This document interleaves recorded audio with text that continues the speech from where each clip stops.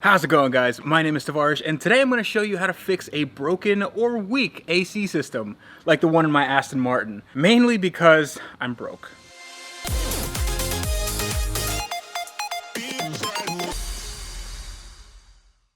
So for those of you who haven't seen my video with this car where the AC crapped out on me on a 105-degree day, you can go check that out. But today we're going to be fixing it, and it's a little bit more complicated than what I thought. So initially I replaced the fuse, the AC clutch fuse blew, and I thought that it was just because it was hot, and fuses blow sometimes because the AC gets overtaxed, and I was right, but I was also wrong. What ended up happening was, I think, that the AC was just getting, like I said, too hot, but it was doing it in such a way that it wasn't running as efficiently as it could, because ACs are supposed to work in the heat. So what I'm going to do today is I'm going to make sure that the AC system in this car is as efficient as possible.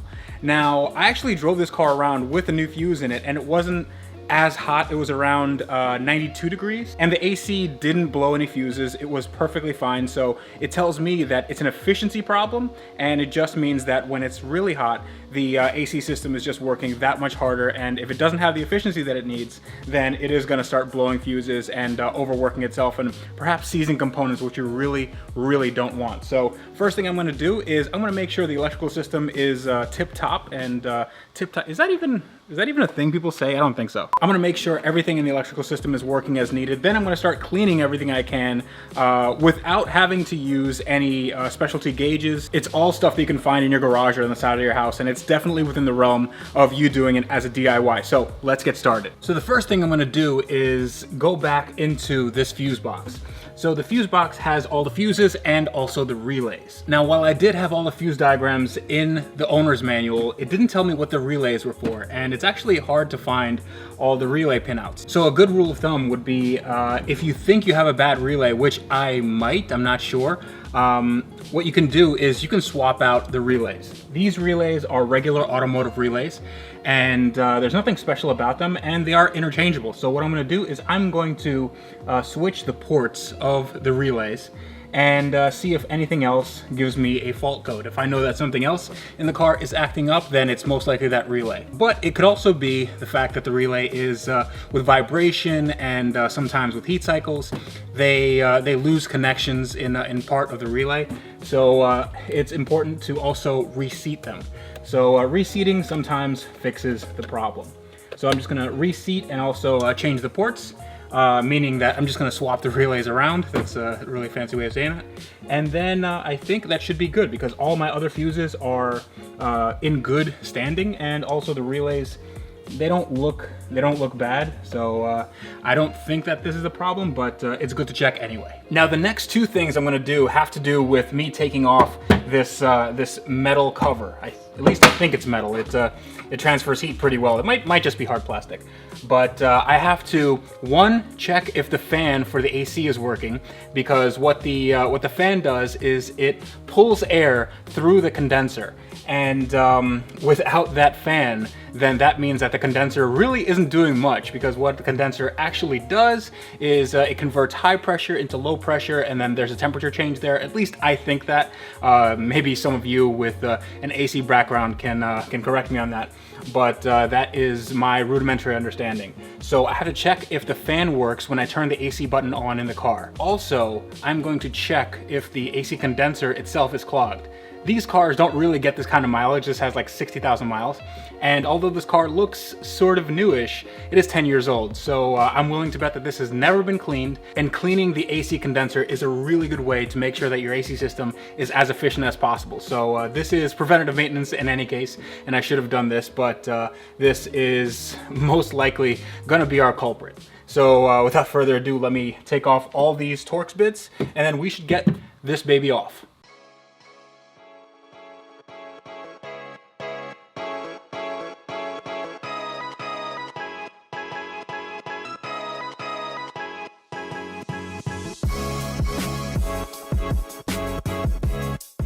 Now what we're going to do is this fan right here, these are the radiator fans, and I believe one of these should turn on when I press the AC button inside the car. A little funny tidbit is that this fan says Jaguar right on it. So yeah, I guess I should have included this in my video of stuff that Aston Martin secretly doesn't want you to know about their Aston Martin. But no matter. Let's get the fan running, or at least see if the fan is running when I turn the AC on.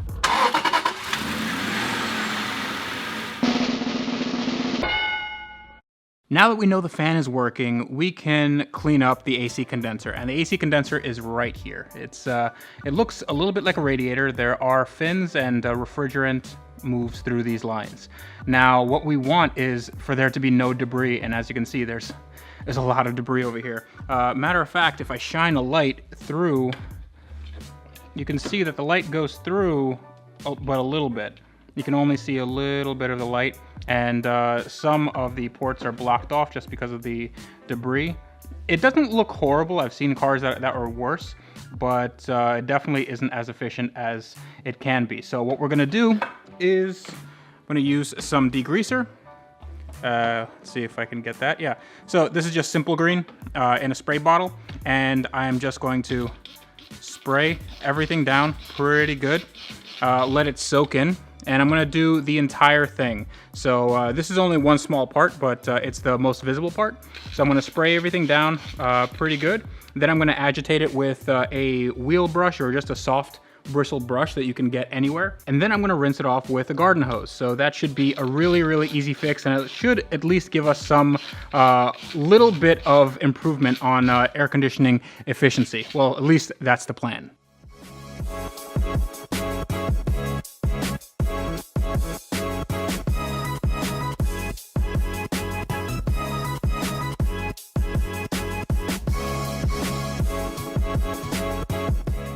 All right, now that we're done with taking out most of the debris, there still is a little bit. I think there's like a bug or two in this cooler right here for the power steering. We can take a look at a before and after. So here is the light underneath. Let's see if I can get this back here. Okay, yeah. Yeah, we can see way more. There still are some little, like right here, little piece of little nugget. I think it's a bug. But yeah, we can see way more. We're gonna have a lot more airflow in our AC condenser, and hopefully that means that the AC shouldn't be overtaxing itself and operating at the correct pressures, so the fuse doesn't blow and I don't have to sit in a puddle of my own sweat. So let's go test that out right now. Well guys, sometimes when you work on a car and it keeps on giving you problems, you finally fix it. This is awesome. So one thing that I was really concerned about was that the price for this fix would be astronomical, because apparently the AC compressor for this car was only used in this car and one very bespoke Jaguar, and I can't even figure out which one that is. But it's very hard to find parts for this one in particular. So my only recourse would be to buy an AC compressor, which I didn't want to do because it's like $1,000. And I probably could find the coil. There probably is an interchange, but I haven't found it yet. I wanted to make sure that this was indeed the issue. So what I did was I tested the wiring. The wiring all checked out. The coil was fine too. Usually coils for AC clutches are between 2 and 5 ohms. So mine was well within spec. But then I remembered that in my Yugo episode where I had my, well, not my Yugo, my friend Austin's Yugo, in my garage, the AC compressor for my garage kept on turning off. It kept on blowing the circuit breaker, and that's because it was so hot.